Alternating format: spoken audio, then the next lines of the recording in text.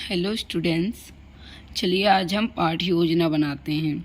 इसमें मैंने विज्ञान के विषय में बनाया है।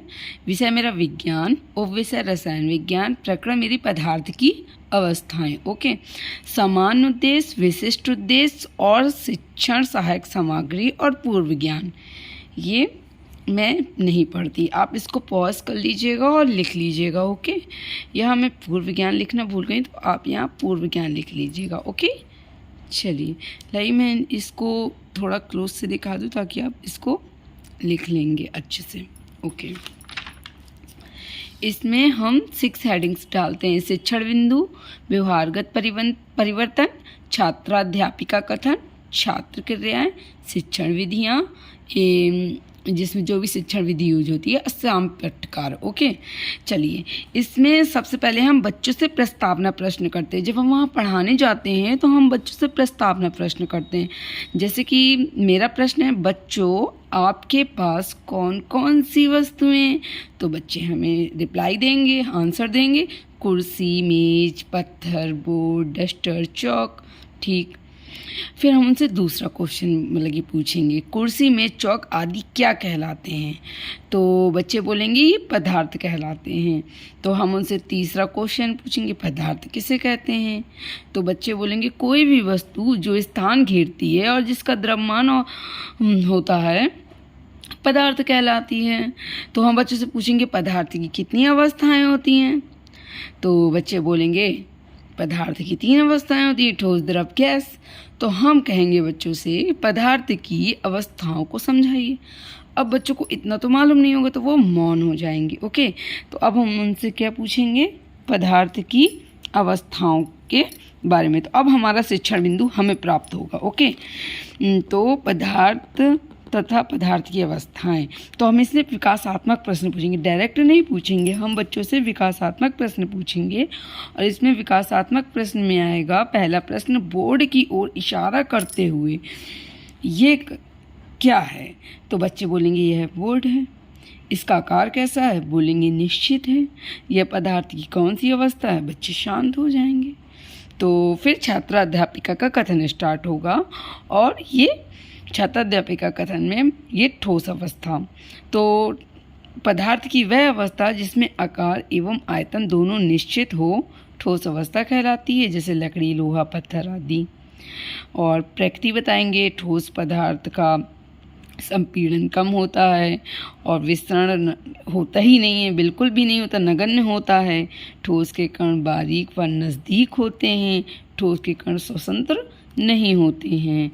और ये छात्र ध्यानपूर्वक सुन रहे होंगे। और यहाँ पे विधि क्या यूज़ हुई? प्रश्नोत्तर। और यहाँ हमने व्याख्या किया तो व्याख्यान विधि। अब हमने श्यामपट्ट में दिखाएंगे पदार्थ की अवस्था। इसको हम मतलब कि कम शब्दों में डिफाइन करेंगे बोर्ड में, और इसमें मैंने श्यामपट्ट में डिनोट कर दिया, ऐसे आप दिखा सकते हैं।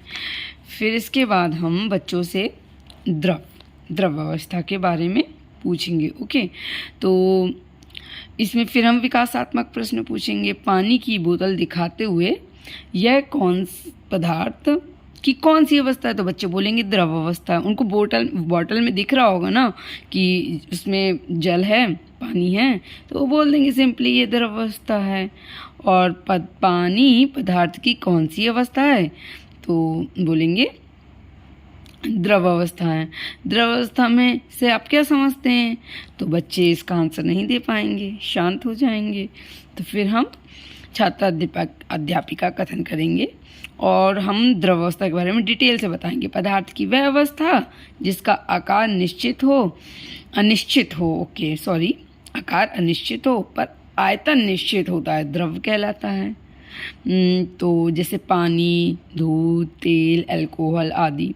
प्रकृति दिखाएंगे, द्रव की संपीड़ता भी कम होती है, विस्तरण मध्यम होता है और द्रवों के कणों की दूरी ठोस के मुकाबले ज़्यादा पास होती है।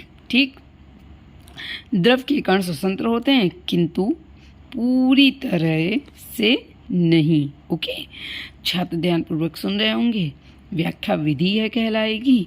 और द्रव जिसमें आकार अनिश्चित हो, ये हम उसको ब्लैक बोर्ड में हम एक डायग्राम की सहायता से बच्चों को समझा देंगे, एक्सप्लेन कर देंगे। अब हमने जब इतना पढ़ाया तो हम बीच बीच में मूल्यांकन करेंगे कि बच्चों को कितना आया कितना नहीं आया। तो मूल्यांकन प्रश्न में द्रव की संपीड़ना कैसी होती है, अब बच्चों ने पढ़ा ही है तो वो बोलेंगे कम होती है, ये बच्चे ही हमें रिप्लाई देंगे। बीच बीच में हमें पूछना होगा द्रव की किन अवस्थाओं में पाया जाता है, तो दूध, तेल, पानी। द्रव का आकार कैसा होता है, तो पहले ही हम बढ़ा चुके थे तो वो बोलेंगे अनिश्चित। फिर हम दूसरा पॉइंट शिक्षण बिंदु उठाएंगे, तीसरा गैस अवस्था। तो इसमें फिर हम विकासात्मक प्रश्न करेंगे। अगरबत्ती दिखाते हुए वहाँ पे आप कोई भी चीज़ का इस्तेमाल कर सकते हैं, कोई इम्पोर्टेंट नहीं है, जो मतलब कि आपको समझाने में सही लगे। तो अगरबत्ती दिखाते हुए हम पूछेंगे यह क्या है, तो बच्चे बोलेंगे अगरबत्ती। अगरबत्ती को जलाने पर क्या होता है, तो धुआं निकलता है। धुआं पदार्थ की कौन सी अवस्था है, तो बच्चे बोलेंगे गैस अवस्था। तो बस रिप्लाई में हम उनसे सीधे पूछ लेंगे कि गैस अवस्था के बारे में बताइए, तो बच्चे मौन हो जाएंगे। तो फिर हम उसमें छात्र अध्यापिका कथन करेंगे। गैस की अवस्था, गैस की वह अवस्था जिसमें आकार एवं आयतन दोनों अनिश्चित होता है, गैस अवस्था कहलाती है। जैसे हवा, धुआं, O2, CO2 ETC। अब हमें इसकी प्रैक्टिस भी बताना पड़ेगा। तो गैस की संपीड़ितता अधिक होती है, गैस का विसरण अधिक होता है, गैस के अणु स्वतंत्र रहते हैं, गैस के कण द्रव एवं द्रव की अपेक्षा दूर दूर रहते हैं। छात्र ध्यानपूर्वक सुन रहे होंगे और इसको हम डायग्राम से दिखा देंगे। जैसे कि गैस के ऊपर हम पानी का एक वो रख देंगे, तो जैसे धुएं के जैसे उड़ेगा तो उसमें हम दिखा देंगे। फिर हम मूल्यांकन प्रश्न करेंगे। गैस बच्चों से पूछेंगे बीच बीच में, मूल्यांकन तो करना ज़रूरी है ना, तभी तो समझ में आएगा बच्चों को क्या समझ में आ रहा है। तो मूल्यांकन, गैस की संपीड़ितता ठोस की अपेक्षा कैसी होती है, तो बच्चे बोलेंगे गैस की संपीड़ितता ठोस की अपेक्षा अधिक होती है। गैस का आकार कैसा होता है, तो बोलेंगे अनिश्चित होता है।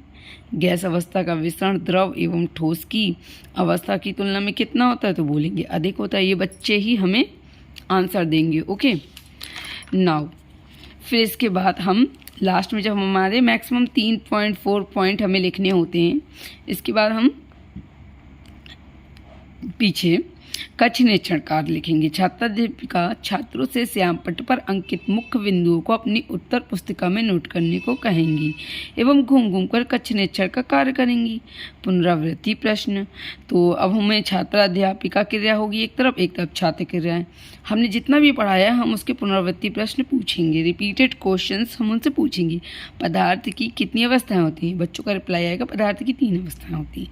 ठोस अवस्था में से आप क्या समझते हैं, बच्चे आंसर देंगे पदार्थ की वह अवस्था जिसमें आकार व आयतन दोनों निश्चित होता है, उसे पदार्थ की ठोस अवस्था कहते हैं। ठोस, द्रव, गैस में अंतर बताइए। ठोस आयतन आकार निश्चित होता है, द्रव आयतन निश्चित होता है परंतु आकार अनिश्चित होता है। गैस आयतन व आकार दोनों अनिश्चित होता है। अब हमें उन्हें इतना पढ़ा तो हमें गृह कार्य तो देंगे, तो गृह कार्य में सभी छात्र पदार्थों की अवस्थाओं के बारे में याद करके आना है। ओके, अगर आपको मेरा वीडियो पसंद आया हो तो आप प्लीज़ मेरे चैनल को लाइक कीजिएगा और ऐसे वीडियो प्राप्त करने के लिए मेरे चैनल को सब्सक्राइब करना मत भूलिएगा। Bye bye.